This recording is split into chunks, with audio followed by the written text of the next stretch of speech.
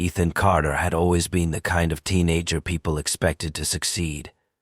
He lived in a quiet suburban neighborhood with his mother, Laura Carter, a hard-working woman who had raised him alone since his father walked out when he was just a child. Laura had dedicated her life to ensuring Ethan had every opportunity to thrive. She worked long hours at an insurance firm, saving every penny to afford him a good education, extracurricular activities, and a comfortable home. From the outside, their life seemed perfect. Their house was well kept, Ethan had the latest gadgets, and Laura made sure he never went without. But inside the walls of their home, tensions brewed beneath the surface. Ethan was not the grateful son his mother wished he would be. He resented her constant supervision, the strict rules she imposed, and the way she always seemed to have the final say in everything. Unlike his peers, Ethan wasn't allowed to stay out late or have his phone in his room overnight. His mother checked his grades religiously and questioned him about his friends, warning him about the dangers of bad influences. While she saw herself as a mother protecting her only son from the world's dangers, Ethan saw her as a prison guard, keeping him trapped under her control. The more she tightened her grip, the more he dreamed of escaping her grasp. Over time, Ethan's frustration turned into quiet rebellion.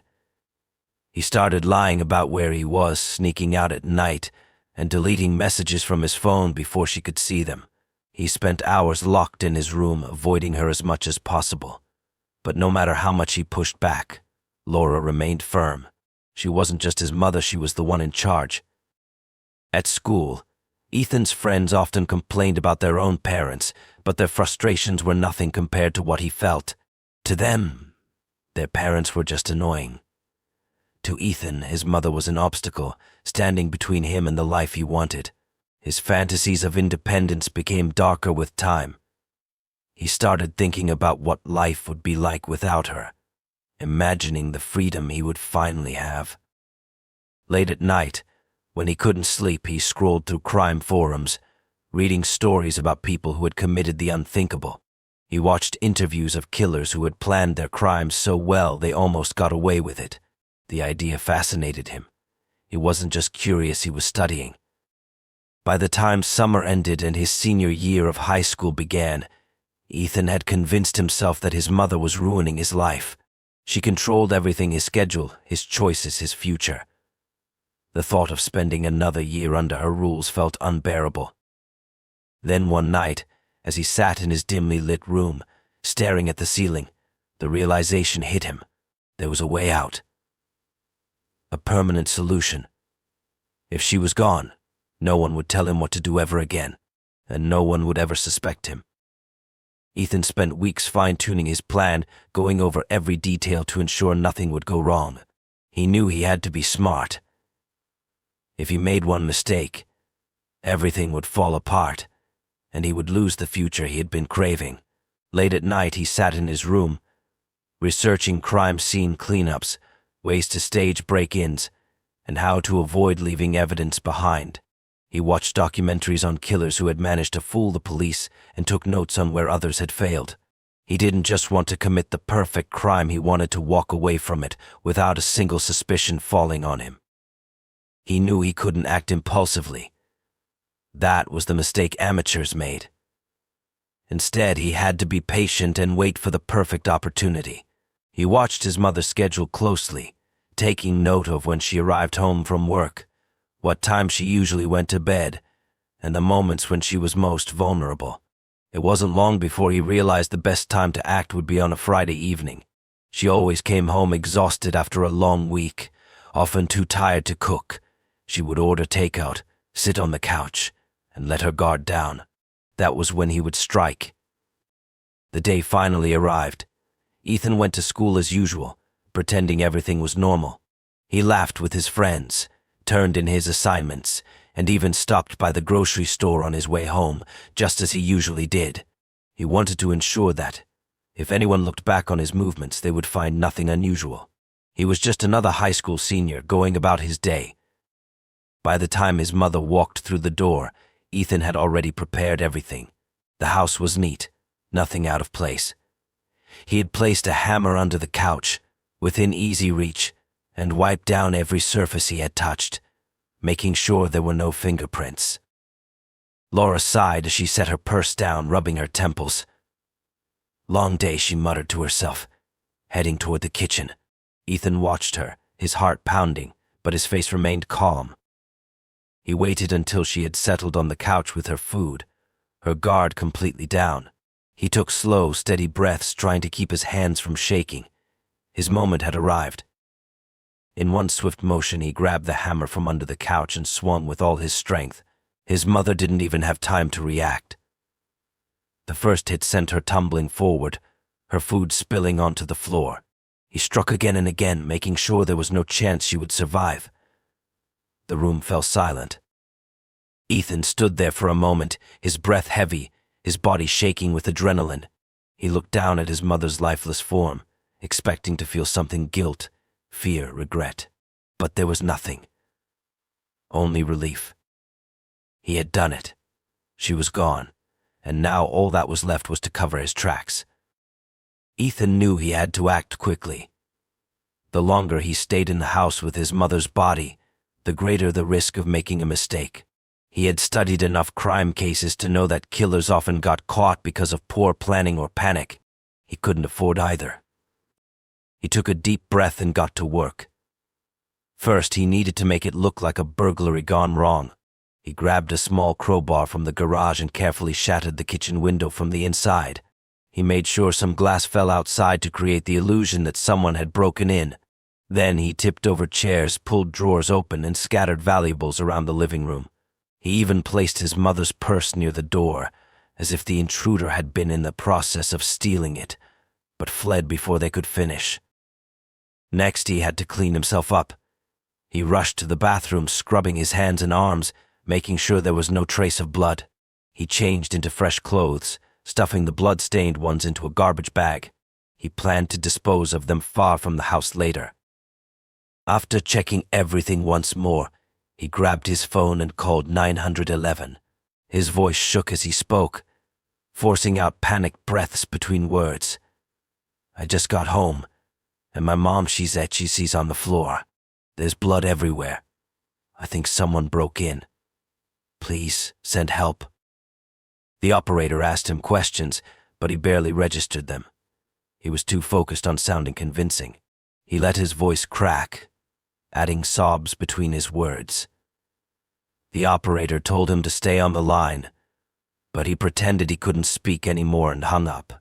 He knew the police would arrive soon, and he needed to prepare. When the first officers entered the house, they found Ethan sitting on the floor, his head in his hands. His entire body shook, and his breathing was erratic.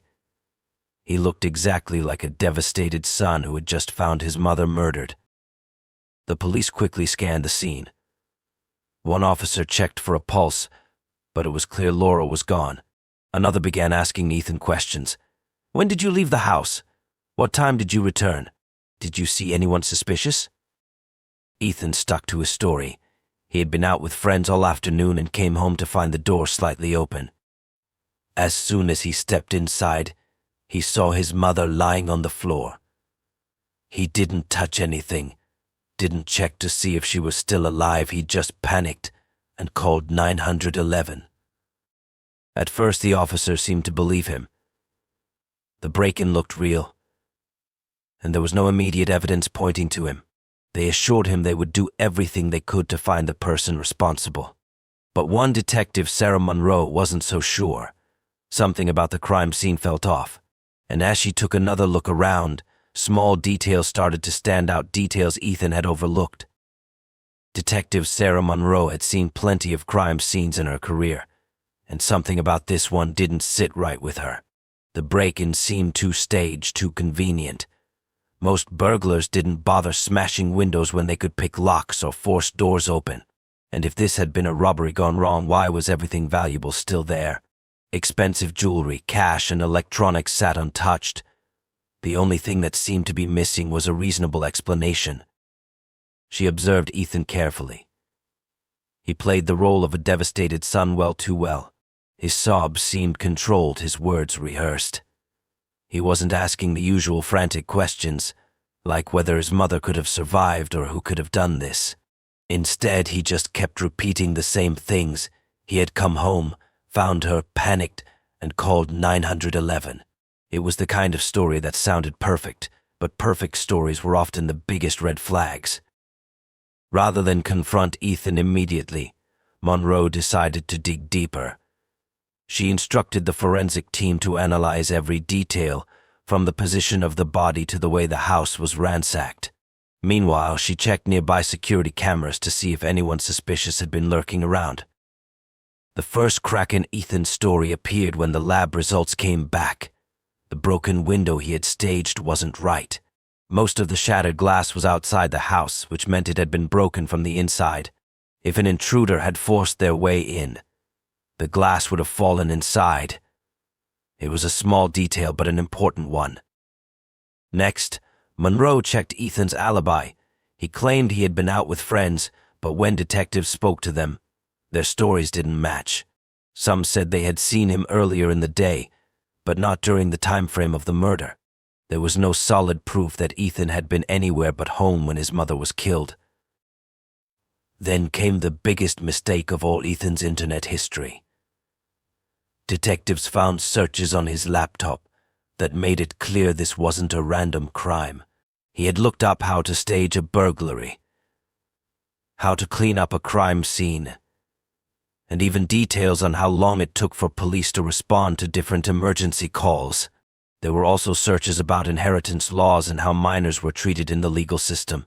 It wasn't just suspicious, it was damning. Monroe knew she had enough to bring him in, but she didn't want to rush. Instead, she kept the investigation quiet, letting Ethan believe he had gotten away with it. She watched him closely over the next few days, noting how his behavior shifted. At first, he acted like a grieving son, but as time passed, he seemed more relaxed, even confident. Ethan thought he had pulled off the perfect crime. He had no idea the walls were closing in on him. The day of Ethan's arrest started like any other. He woke up feeling lighter than he had in weeks. The police hadn't come knocking. The investigation seemed to be going nowhere, and people around him were treating him like a grieving son rather than a suspect. He had fooled them all, or so he thought. That morning, he even allowed himself to smile in the mirror. He was free. No more rules, no more curfews, no more expectations. He could do whatever he wanted, whenever he wanted. He had convinced himself that he had planned everything perfectly. But while Ethan was enjoying his false sense of security, Detective Monroe was preparing to make her move. The moment she had enough evidence, she filed for a warrant. Officers were dispatched to Ethan's home, and within minutes, they were at his doorstep. Ethan was caught off guard when he heard the knock. He opened the door to find uniformed officers standing there, their faces unreadable. Before he could react, one of them stepped forward. "Ethan Carter, you are under arrest for the murder of Laura Carter." For a brief second, he didn't understand. He had been so convinced of his own intelligence that he hadn't considered this possibility. His mouth opened, but no words came out. The officers pulled him forward, securing his hands behind his back. The cold steel of the handcuffs sent a chill down his spine. As they led him to the police car, neighbors peeked through their windows, whispering. The boy they had all pitied was now the prime suspect. Ethan's stomach twisted as he realized how quickly the narrative had changed. At the station, the interrogation room was cold and empty, except for the detective sitting across from him. Monroe placed a folder on the table and slid it toward him.